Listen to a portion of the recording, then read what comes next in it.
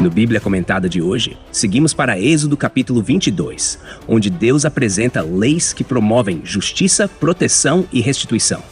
Essas orientações visam preservar a harmonia entre as pessoas e a responsabilidade social, refletindo o cuidado de Deus com o próximo e os necessitados. Vamos entender juntos esses princípios eternos.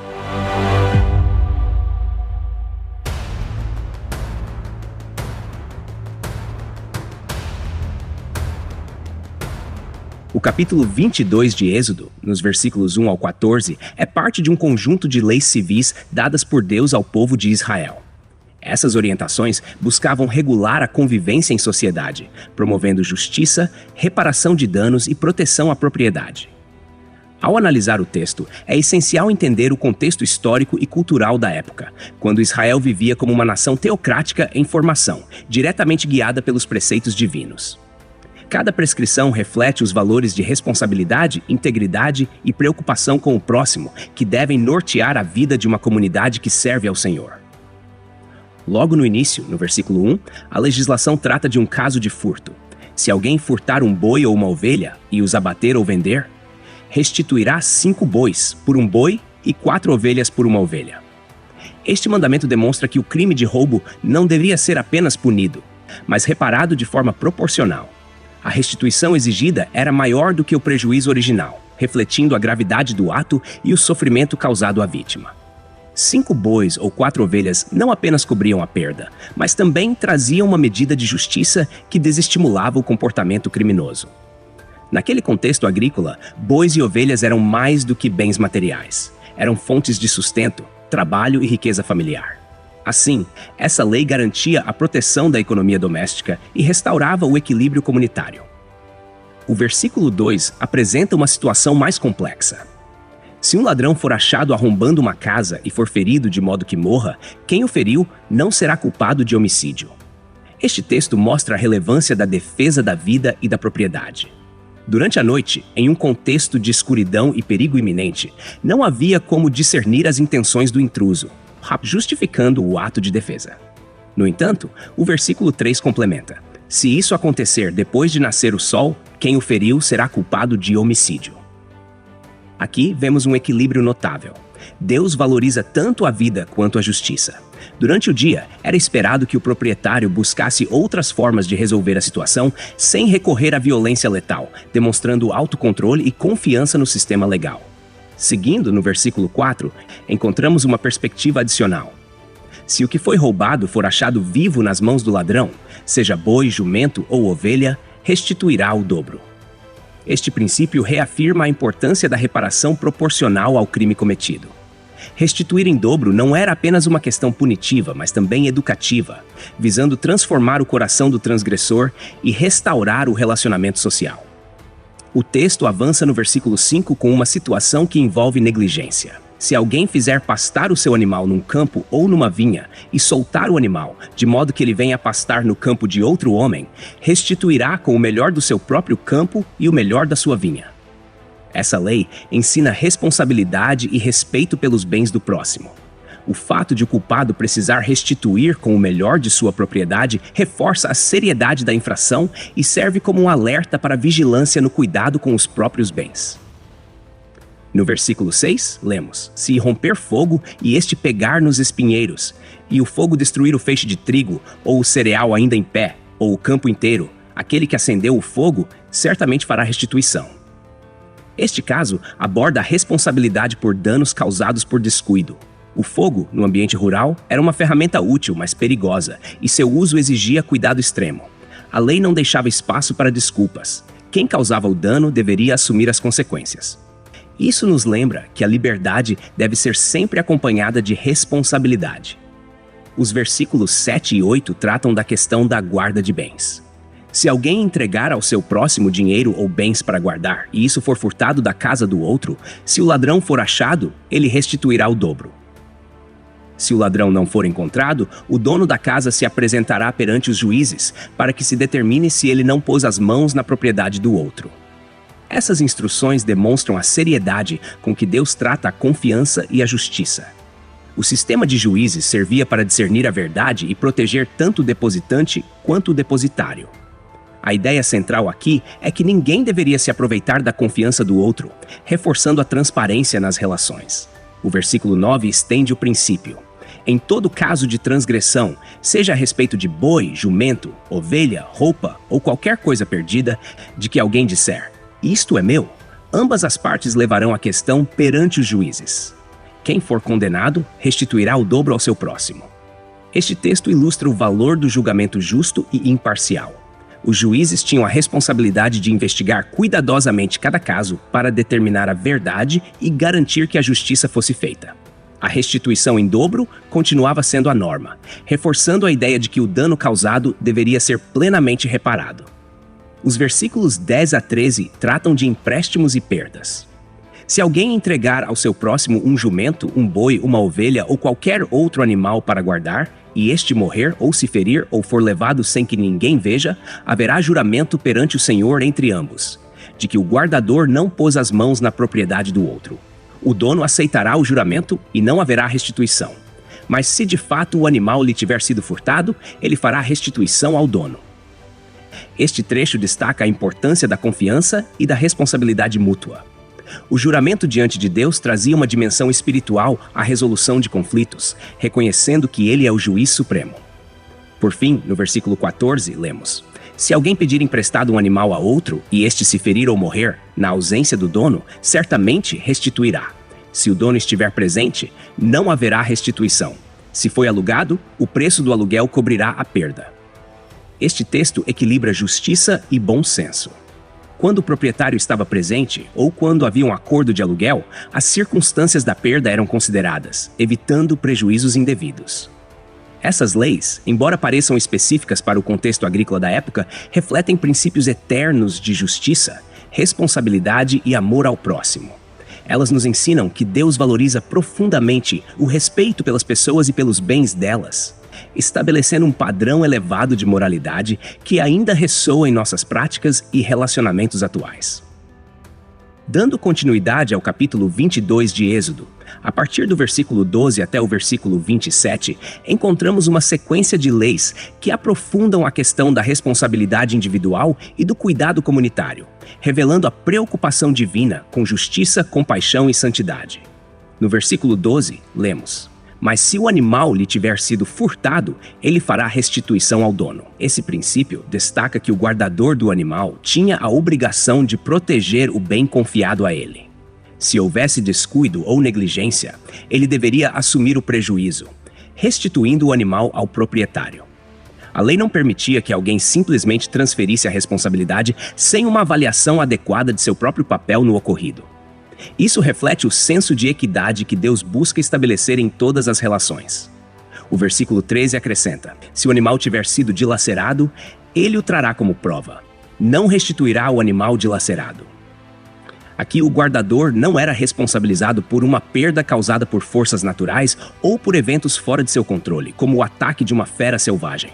A apresentação da carcaça como prova isentava o guardador de culpa, mostrando que Deus não exige mais do que alguém pode oferecer, mas avalia cada caso com justiça. No versículo 14, já mencionado anteriormente, lemos: se alguém pedir emprestado um animal a outro, e este se ferir ou morrer, na ausência do dono, certamente restituirá. Este texto introduz um aspecto interessante de solidariedade e uso responsável dos recursos de outra pessoa. Quem pedia emprestado tinha o dever de cuidar do bem com o mesmo zelo que o dono. Caso houvesse algum dano e o proprietário não estivesse presente, a restituição era obrigatória. Porém, o versículo 15 complementa: se o dono estiver presente, não haverá restituição. Se foi alugado, o preço do aluguel cobrirá a perda. Aqui, o contexto do acordo feito entre as partes define os termos da compensação. Isso revela um equilíbrio prático entre direitos e deveres, com base no consenso mútuo. Do versículo 16 em diante, o foco muda das questões de propriedade para temas que envolvem relacionamentos interpessoais e santidade moral. No versículo 16, lemos: se um homem seduzir uma jovem que não está prometida em casamento e se deitar com ela, ele pagará o preço do dote e ela será sua mulher. Este texto reflete a proteção da dignidade da mulher em uma sociedade patriarcal, onde seu futuro estava diretamente ligado à sua reputação. Ao exigir que o homem assumisse responsabilidade pela jovem, Deus assegurava que ela não seria desamparada ou desprezada após um ato de intimidade. No entanto, o versículo 17 apresenta uma exceção. Se o pai da jovem não concordar em dá-la a ele, o homem pagará o valor do dote das virgens. Essa cláusula protegia a autoridade do pai sobre os acordos familiares, enquanto ainda responsabilizava o homem por sua ação. Mesmo que o casamento não fosse permitido, o pagamento do dote assegurava uma compensação financeira que visava garantir o bem-estar da jovem. Os versículos 18 a 20 tratam de práticas que Deus condena terminantemente, destacando a santidade da comunidade. O versículo 18 diz: "Não deixarás viver a feiticeira."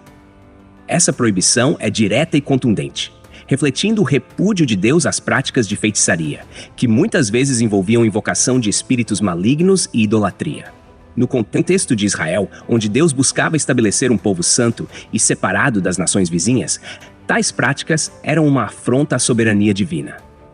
No versículo 19 lemos: "Quem se deitar com um animal será morto." Essa lei aborda a questão da bestialidade, uma prática abominável que corrompia a pureza moral e desrespeitava a ordem natural criada por Deus. Tal ato era considerado uma violação grave, digna de punição severa, refletindo o zelo de Deus por sua criação e pelos padrões de santidade. O versículo 20 amplia essa visão. Quem oferecer sacrifício a qualquer Deus, a não ser somente ao Senhor, será destruído. Este mandamento reafirma a exclusividade de Deus na adoração. Israel era chamado a ser um povo monoteísta, leal a Yahweh, e a idolatria representava um desvio perigoso que comprometia o relacionamento com o Senhor e a unidade da nação. Dos versículos 21 ao 27, o tom muda novamente, agora focando na compaixão e no cuidado com os vulneráveis.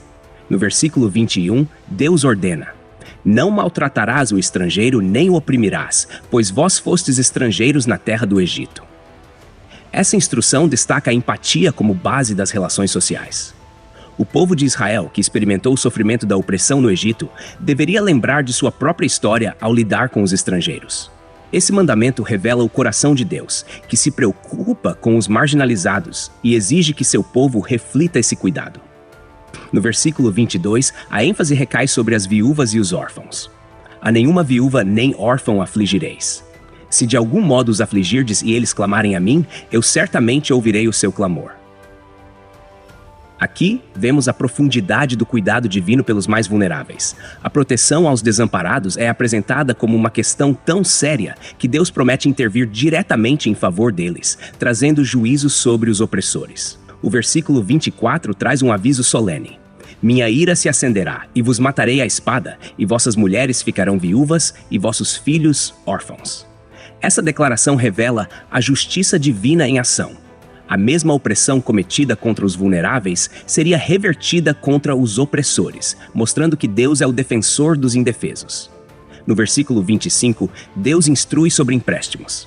"Se emprestares dinheiro a alguém do meu povo, ao pobre que está contigo, não lhe cobrarás juros como fazem os agiotas." Este mandamento reflete a solidariedade dentro da comunidade de fé. O lucro à custa do sofrimento alheio era proibido. Em vez disso, o empréstimo deveria ser uma forma de ajuda, não uma oportunidade de exploração. O versículo 26 continua nesse tom de cuidado: "Se tomares em penhor o manto do teu próximo, devolver-lhe-ás antes do pôr do sol." Naquele contexto, o manto frequentemente servia de cobertor para o pobre durante a noite.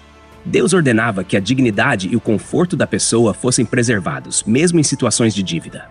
Finalmente, no versículo 27, lemos: "Porque é com isso que ele se cobre. É a veste do seu corpo. Em que mais haveria de dormir? Quando ele clamar a mim, eu o ouvirei, porque sou misericordioso." Essa declaração é poderosa e revela o caráter compassivo de Deus. Ele não apenas vê a necessidade, mas age em favor do necessitado, mostrando que seu coração está sempre inclinado para os que clamam com sinceridade. A justiça divina é inseparável de sua misericórdia. Continuando a partir do versículo 28 até o final do capítulo 22 de Êxodo, vemos o foco mudar para leis que destacam a reverência a Deus, a justiça comunitária e o respeito pelas instituições estabelecidas. Este trecho amplia a visão das responsabilidades do povo de Israel, reafirmando que sua obediência às leis civis estava intrinsecamente ligada à sua relação com Deus. No versículo 28 lemos: Não amaldiçoarás a Deus, nem amaldiçoarás a autoridade do teu povo. Este mandamento enfatiza o respeito pela soberania divina e pelas autoridades constituídas. A expressão não amaldiçoarás a Deus destaca a santidade do nome do Senhor, que deve ser reverenciado acima de tudo. A proibição de amaldiçoar as autoridades reflete o reconhecimento de que essas figuras, ainda que humanas e falhas, eram colocadas por Deus para governar e manter a ordem. Este princípio continua ecoando no Novo Testamento, em Romanos capítulo 13, versículos 1 a 7, onde Paulo ensina sobre a submissão às autoridades. No versículo 29, Deus ordena: Não tardarás em trazer a mim as primícias da tua colheita e do que há de melhor do teu lagar. Dar-me-ás o primogênito dos teus filhos. Aqui, a ideia das primícias reforça o conceito de que tudo pertence a Deus. Oferecer a Ele a primeira e melhor parte dos frutos da terra e dos animais era um ato de adoração e gratidão, reconhecendo sua provisão. A entrega dos primogênitos tinha um caráter especial, pois relembrava a libertação do Egito, quando Deus poupou os primogênitos de Israel. Êxodo capítulo 13, versículo 2. O versículo 30 continua: Farás o mesmo com o teu boi e a tua ovelha. 7 dias ficarão com a mãe, mas ao 8º dia mudarás. Este mandamento demonstra sensibilidade e cuidado com os animais, permitindo que o recém-nascido passasse um tempo mínimo com a mãe antes de ser consagrado ao Senhor. Isso reflete o equilíbrio entre a prática religiosa e o bem-estar das criaturas, mostrando que Deus cuida de todos os aspectos da criação. No versículo 31, lemos: Sereis para mim homens santos. Não comereis carne despedaçada no campo por animais selvagens, lançá-la-eis aos cães. Este versículo conclui o capítulo, destacando o chamado de Israel para ser um povo santo, separado para o Senhor. Evitar a carne despedaçada era tanto uma questão de saúde quanto de pureza ritual, simbolizando o compromisso de viver de forma distinta das nações ao redor. A carne contaminada, que representava algo impuro, deveria ser descartada, reafirmando que o povo de Deus não deveria se alimentar ou se contaminar com aquilo que fosse impróprio. Reflexões finais sobre o capítulo. O capítulo 22 de Êxodo nos apresenta um conjunto de leis que vão além das normas civis e econômicas. Cada preceito reflete a santidade e a justiça de Deus, revelando sua preocupação com o bem-estar tanto individual quanto comunitário. Essas leis eram profundamente relacionais, conectavam o povo a Deus, uns aos outros e até mesmo ao cuidado com a criação. Deus estabelece aqui um padrão que vai além da mera observância externa. Ele convida seu povo a viver de forma justa, compassiva e santa, com uma mentalidade de responsabilidade e reverência que abrange todas as áreas da vida. Essas leis apontam para o coração de Deus, que deseja que seu povo seja não apenas obediente, mas também moldado por seus valores. Para os dias de hoje, esses princípios nos lembram que a justiça social, o cuidado com os vulneráveis, a generosidade e o respeito pela autoridade continuam sendo pilares fundamentais de uma vida que reflete o caráter de Deus.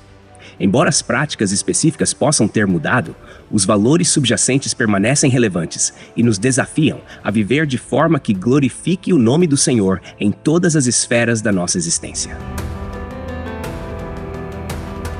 Texto e produção Douglas Vieira. Música por Pixabay. Faixa Battle of the Dragons. Voz por ChatGPT 4.0. Tipo Ember. Bibliografia. Comentários expositivos Hernandes Dias Lopes, editora Agnos. Comentário bíblico Matthew Henry, editora CPAD. Antigo e Novo Testamento interpretado versículo por versículo Russell Norman Champlin, editora Agnos. Charles Spurgeon, Os Tesouros de Davi, editora CPAD. Obrigado por ouvir o Bíblia Comentada. De segunda a sexta, capítulos da Santa Palavra, aos sábados, mensagens ao coração e aos domingos, a poesia dos Salmos. Porque não basta ouvir, é preciso entender. Inscreva-se em nosso perfil nas principais plataformas de streaming e permita que esta palavra edifique sua vida. Deus abençoe você. Até amanhã. Bíblia Comentada. Melhor que ouvir é entender.